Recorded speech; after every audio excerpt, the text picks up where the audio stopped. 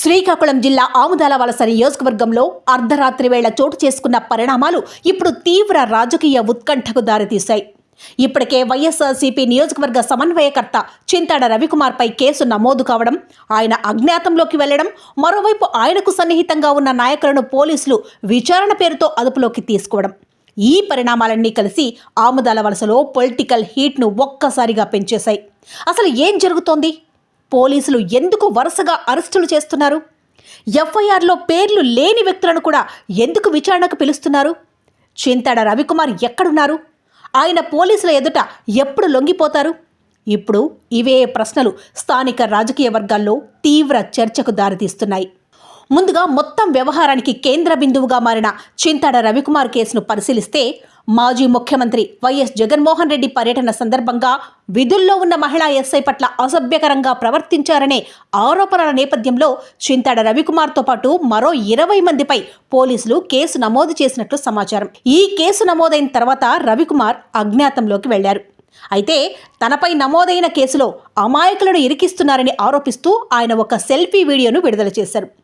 ఈ కేసుతో సంబంధం లేని వ్యక్తులపై కేసులు పెట్టడం ఆపితే తాను పోలీసుల ఎదుట తక్షణమే లొంగిపోతానని ఆ వీడియోలో రవికుమార్ చెప్పినట్లు వైఎస్ఆర్సీపీ వర్గాలు వెల్లడించాయి.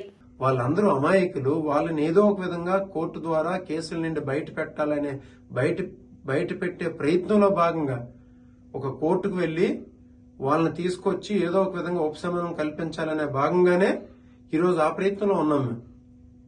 అంతేగాని ఏదో కేసులు భయపడిపోయి వెళ్లిపోయే వాళ్ళం కానే కాదు. ఇంకా మీకు చెప్తున్నాను, ఆ 20 మంది మీద కేసులు తీసేయండి, నా మీద మరి 10 కేసులు పెట్టండి. నేను గంటలో వచ్చి మీ ముందు నేను సరెండర్ అవుతాను. ఒక గంటలో నేను ఛాలెంజ్ చేస్తున్నాను. నేను ప్రభుత్వానికే ఛాలెంజ్ చేస్తున్నాను. నేను అయితే ఈ కేసు దర్యాప్తులో పోలీసులు కూడా తమ చర్యలను వేగవంతం చేసినట్టు తెలుస్తోంది. కేసు నమోదైన తర్వాత చింతాడ రవికుమార్ ఎక్కడికి వెళ్లారు అనే అంశంపై పోలీసులు సీసీటీవీ ఫుటేజ్ ఆధారాలను సేకరించినట్లు సమాచారం. కేసు నమోదైన విషయం తెలిసిన తర్వాత తన మిత్రుడు రమణ నివాసానికి రవికుమార్ విశాఖపట్నం వెళ్లినట్లు సీసీటీవీ దృశ్యాల ఆధారంగా పోలీసులు గుర్తించినట్లు సమాచారం. అక్కడి నుండి ఆయన బెంగళూరుకు వెళ్లి ఉండొచ్చని పోలీసులు అనుమానిస్తున్నట్టు తెలుస్తోంది. అయితే రవికుమార్ ప్రస్తుతం ఎక్కడ ఉన్నారన్నది అధికారికంగా స్పష్టత రావాల్సింది. ఇదే సమయంలో మరో ఆసక్తికరమైన అంశం కూడా ఈ కేసులో చర్చకొస్తోంది. కేసు నమోదు చేసిన సమయంలో ఎఫ్ఐఆర్లో పేర్కొన్న సెక్షన్లు ఆన్లైన్లో అందుబాటులోకి రాకముందే చింతాడ రవికుమార్ తన సెల్ఫీ వీడియోలో ఆ సెక్షన్లను ప్రస్తావించారనే అంశంపై పోలీసు శాఖలో అనుమానాలు వ్యక్తమైనట్లు సమాచారం. ఎఫ్ఐఆర్ ఆన్లైన్లో ఉంచకముందే కేసులోని సెక్షన్లు రవికుమార్కు ఎలా తెలిసాయి అనే అంశంపై జిల్లా పోలీసు ఉన్నతాధికారులు ఆరా తీస్తున్నట్టు తెలుస్తోంది. ఈ కేసు వివరాలు పోలీసు శాఖలోని కొంతమంది సిబ్బంది ద్వారా బయటకు వెళ్లాయా అనే కోణంలో కూడా విచారణ జరుగుతున్నట్లు సమాచారం. ఈ వ్యవహారంపై జిల్లా ఎస్పీ మహేశ్వర్ రెడ్డి తీవ్రంగా స్పందించినట్లు పోలీసు వర్గాల నుంచి సమాచారం. కేసు వివరాలు బయటకు ఎలా వెళ్లాయి, ఎఫ్ఐఆర్లోని సెక్షన్లు ముందుగానే ఎలా తెలిసాయి, పోలీసు శాఖలో ఎవరైనా సమాచారం లీక్ చేశారా అనే అంశాలపై అంతర్గతంగా విచారణ జరుగుతున్నట్టు తెలుస్తోంది. ఈ కేసులో నిర్లక్ష్యం లేదా సమాచార లీకేజ్కి సంబంధించి ఆముదాల వలస సర్కిల్ పరిధిలోని సిబ్బందిపై కూడా చర్యలు తీసుకుంటామని ఉన్నతాధికారులు హెచ్చరించినట్లు సమాచారం. అయితే ఈ అంశాలపై పోలీసు శాఖ నుంచి పూర్తి అధికారిక ప్రకటన రావాల్సి ఉంది. మరోవైపు చింతాడ రవికుమార్ అజ్ఞాతంలోకి వెళ్లిన నేపథ్యంలో ఆయనకు సన్నిహితంగా ఉన్న వ్యక్తులపై పోలీసులు దృష్టి పెట్టినట్టు తెలుస్తోంది. ఇందులో భాగంగానే ఆయన సోదరుడు చింతాడ కృష్ణతో పాటు బొడ్డేపల్లి రమేష్ కుమార్ను పోలీసులు విచారణకు పిలిచినట్లు కుటుంబ సభ్యులు వైఎస్ఆర్సీపీ వర్గాలు చెబుతున్నాయి. నిన్న సాయంత్రం 5 గంటల సమయంలో విచారణకు రావాలని పోలీసులు వారిని పిలిచినట్లు సమాచారం.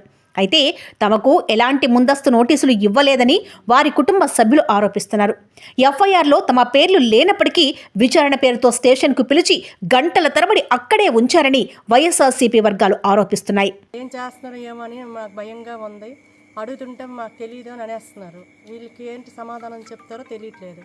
నా భర్తను ఏం చేస్తారనేసి నాకు భయంగా ఉంది. పోలీసులు ఇక్కడ లేరు, ఎక్కడ ఉన్నారో మాకు తెలియదు అనేసి అంటున్నారు. ఆ వీడియో కానీ ఎందులో లేరు. సాయంత్రం 5 గంటలకు స్టేషన్కు వెళ్లిన ఇద్దరిని రాత్రి 12 గంటలు దాటినా విడిచిపెట్టకపోవడంతో పరిస్థితి మరింత ఉద్రిక్తంగా మారడంతో స్పెషల్ టాస్క్ ఫోర్స్ బృందాలు కూడా రంగంలోకి దిగినట్టు తెలుస్తోంది. చింతాడ కృష్ణ, బొడ్డేపల్లి రమేష్ కుమార్లను వేర్వేరు పోలీస్ స్టేషన్స్కి తరలించినట్లు సమాచారం. ఈ సమయంలో పోలీస్ స్టేషన్ పరిసరాల్లో భారీగా వైఎస్ఆర్సీపీ నాయకులు, కార్యకర్తలు చేరుకోవడంతో కొంతసేపు హడావిడి వాతావరణం కనిపించింది. రాత్రి సమయంలోనే బొడ్డెపల్లి రమేష్ కుమార్ను ఆముదాలవలస పోలీస్ స్టేషన్ నుంచి ఇతర ప్రాంతానికి తరలించినట్లు కుటుంబ సభ్యులు వెల్లడించారు. ఇక బొడ్డెపల్లి రమేష్ కుమార్ అరెస్టుపై ఆయన కుటుంబ సభ్యులు, వైఎస్ఆర్సీపీ నాయకులు తీవ్ర అభ్యంతరం వ్యక్తం చేస్తున్నారు. అనేసి రాత్రి 9 వరకు నేను చూశాను, ఇంటికి రాలేదు. 9 అప్పుడు మా పార్టీ వాళ్ళకి చేస్తే ఉన్నారమ్మా, చిగురుపల్లి రవి గారికి, గోదాకృష్ణ గారికి విచారణ చేస్తున్నారు, అక్కడ బయట మేము అందరం ఉన్నాము అని చెప్పారు. 10:30 అయిపోయింది, రాలేదు. నేను అన్నాను, ఇప్పుడు అతను వస్తారంటే తర్వాత రమేష్ గారికి కూడా పిలిచారమ్మా, డిఎస్పీ గారు వచ్చారు, రమ్మన్నారంటే వెళ్ళారు.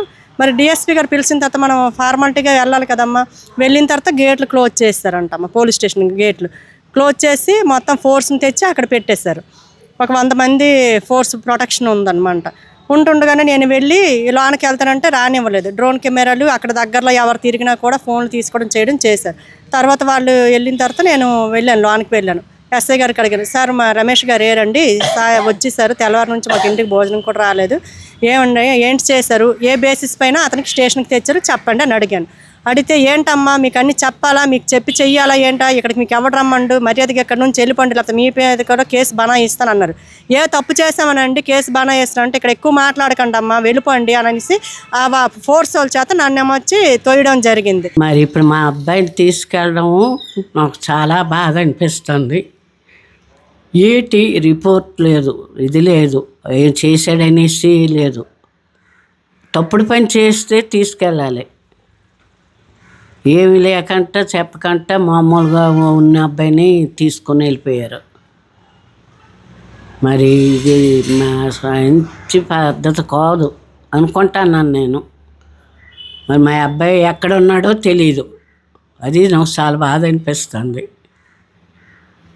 మనకు తెలిస్తే పలానా దగ్గర ఉన్నాడు అనేసి మనకు తెలిస్తే పర్వాలేదు, జైలు ఏం కొత్త కాదు మాకు, దాని గురించి ఆడం.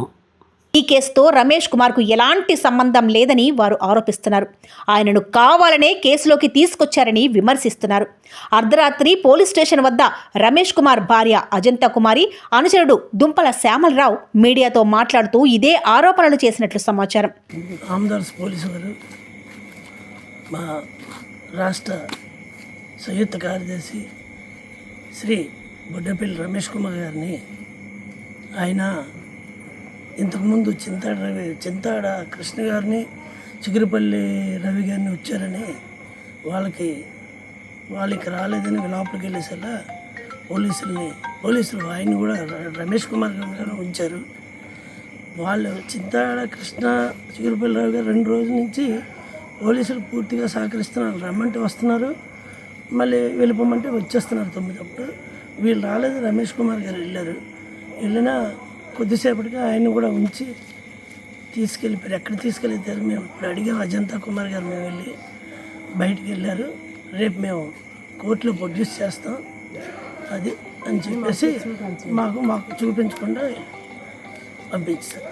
అయితే మరోవైపు పోలీసుల వాదన ఏంటన్నది కూడా ఇప్పుడు కీలకంగా మారింది. చింతాడ రవికుమార్కు సహకరించిన వారు ఎవరైనా ఉన్నారా? ఆయన అజ్ఞాతంలోకి వెళ్లేందుకు ఎవరైనా సహాయం చేశారా? కేసు దర్యాప్తులో కీలకమైన సమాచారాన్ని ఎవరైనా దాస్తున్నారా అనే కోణంలో పోలీసులు విచారణ కొనసాగిస్తున్నట్లు సమాచారం. రవికుమార్కు సన్నిహితంగా ఉన్న వ్యక్తులను ప్రశ్నించడం కూడా ఈ దర్యాప్తులో భాగమేనని పోలీసు వర్గాలు చెబుతున్నట్టు తెలుస్తోంది. అయితే ఎవరిని ఏ కారణంతో అరెస్టు చేశారన్న దానిపై పూర్తి వివరాలు అధికారికంగా వెలువడాల్సి ఉంది. ఇదిలా ఉంటే గత 2 రోజులుగా బొడ్డెపల్లి రవికుమార్ కూడా పోలీస్ స్టేషన్ల చుట్టూ తిరిగినట్లు సమాచారం. తన అనుచరులను పోలీసులు అదుపులోకి తీసుకున్నారని, అయితే వారిని ఎక్కడ ఉంచారో, అరెస్టు చేశారా లేదా అనే విషయంపై స్పష్టత ఇవ్వడం లేదని ఆయన పోలీసులను ప్రశ్నించినట్టు తెలుస్తోంది.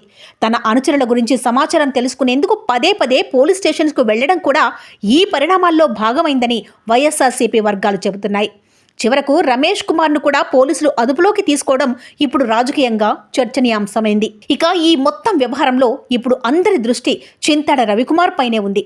ఇప్పటికే తన సోదరుడు కృష్ణను, తనకు సన్నిహితంగా ఉన్న బొడ్డెపల్లి రమేష్ కుమార్ను పోలీసులు అదుపులోకి తీసుకున్న నేపథ్యంలో రవికుమార్ ఇక ఎంతకాలం అజ్ఞాతంలో ఉంటారనే ప్రశ్న రాజకీయ వర్గాల్లో వినిపిస్తోంది.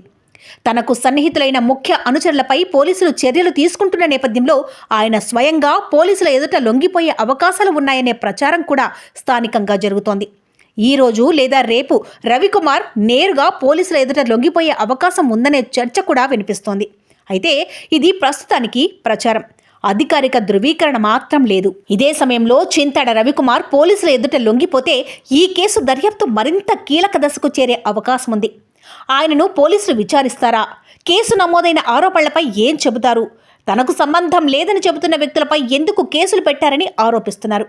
పోలీసు శాఖలోనే కేసు వివరాలు లీక్ అయ్యాయనే అనుమానాలు ఎందుకొచ్చాయి? రవికుమార్ ఎక్కడెక్కడికి వెళ్లారు? ఆయనకు ఎవరు సహకరించారు అనే ప్రశ్నలకు సమాధానాలు దొరికే అవకాశం ఉంటుంది.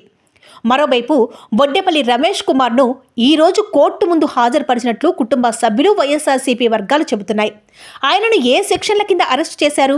పోలీసులు రిమాండ్ కోరుతారా, లేక కోర్టు నుంచి ఏదైనా ఉపశమనం లభిస్తుందా అన్నదానిపై ఇప్పుడు ఆసక్తి నెలకొంది. ఎందుకంటే ప్రస్తుతం ఈ వ్యవహారం పూర్తిగా న్యాయస్థానం పరిధిలోకి వెళ్లే దశకు చేరింది. పోలీసుల వాదన, కుటుంబ సభ్యుల ఆరోపణలు, కోర్టు ముందు సమర్పించే ఆధారాలు ఇవన్నీ కలిసి తదుపరి పరిణామాలను నిర్ణయించే అవకాశం ఉంది. అయితే ఆముదాల వలసలో మాత్రం రాజకీయ ఉద్రిక్తత ఇంకా కొనసాగుతోంది. ఓవైపు చింతాడ రవికుమార్పై కేసు, మరోవైపు ఆయన అజ్ఞాతవాసం, ఆ తర్వాత ఆయన సోదరుడు కృష్ణ, సన్నిహితుడు ఉపాధ్యాయుడు చిగురుపల్లి రవికుమార్, బొడ్డేపల్లి రమేష్ కుమార్లను పోలీసులు అదుపులోకి తీసుకోవడం, అర్ధరాత్రి పోలీస్ స్టేషన్ వద్దకి వైఎస్ఆర్సీపీ నాయకులు, కార్యకర్తలు చేరుకోవడం, స్పెషల్ టాస్క్ ఫోర్స్ బృందాలు రంగంలోకి దిగడం, రమేష్ కుమార్ను ఇతర ప్రాంతానికి తరలించడం, ఈ పరిణామాలన్నీ కలిసి ఆముదాల వలస నియోజకవర్గంలో టెన్షన్ వాతావరణాన్ని మరింత పెంచాయి. మొత్తంగా చూస్తే ఈ కేసు నమోదు కావడంతో మొదలైన ఈ వ్యవహారం ఇప్పుడు ఆముదాల వలసలో రాజకీయ ఉద్రిక్తతలకు కేంద్ర బిందువుగా మారింది.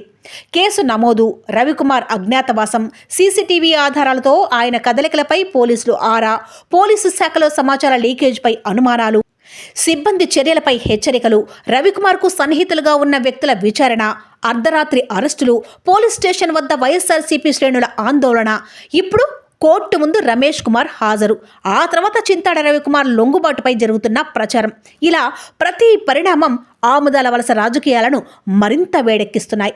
ఆముదాల వలసలో కొనసాగుతున్న ఈ రాజకీయ, పోలీసు, న్యాయ పరిణామాలు ఎక్కడికి దారి తీస్తాయో వేచి చూడాల్సిందే.